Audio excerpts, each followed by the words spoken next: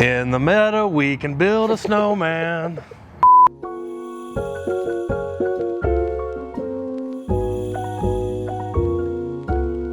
Hey guys, welcome back to the Bob Hurley Outdoor Adventure Series. I'm Derek Searcy. And I'm Billy Taylor. And Billy, today we're going to talk about 5 tips for winter camping. So Billy, what's our first tip?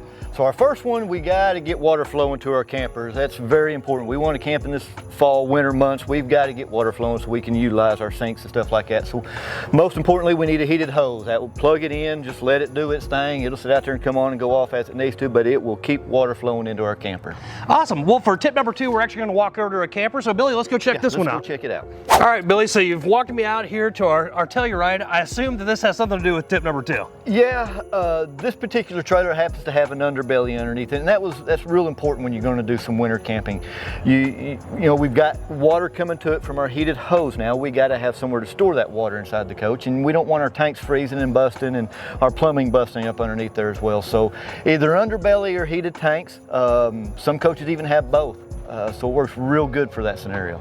That's awesome, man. Well, those two things, obviously, they help out a lot when it comes to being inside the coach, but how do you enjoy the outside whenever it's colder? One thing we do when it's a little colder outside is a fire, whether it's in a pop-up fire pit like I carry around. Some parks you get into don't allow fires on the ground, so you need something up off the ground. We have some portable fire pits you can sit there, sit on the ground and get them lit up. You can do s'mores, you can do hot dogs, everything you can do out of a typical fire. It works the same. But when you leave, you take everything with you other than the ashes, so cleanup's real nice and easy and leaves the park looking real good.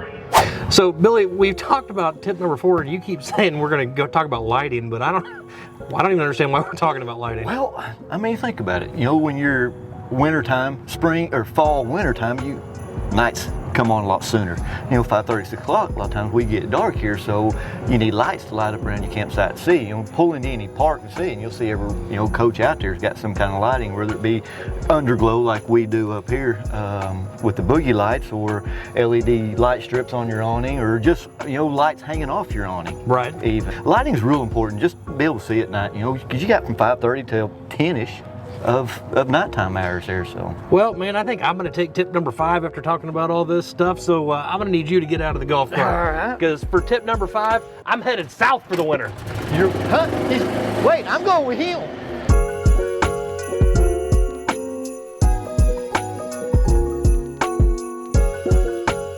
So Derek, for our next tip is going to be on this Telluride right here.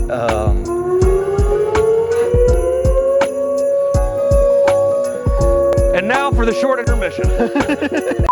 In the meadow, we can build a snowman, and we can call Billy Parson Brown. Anybody needing water? I'll ask him about camping, and he'll say, don't do it while I'm around.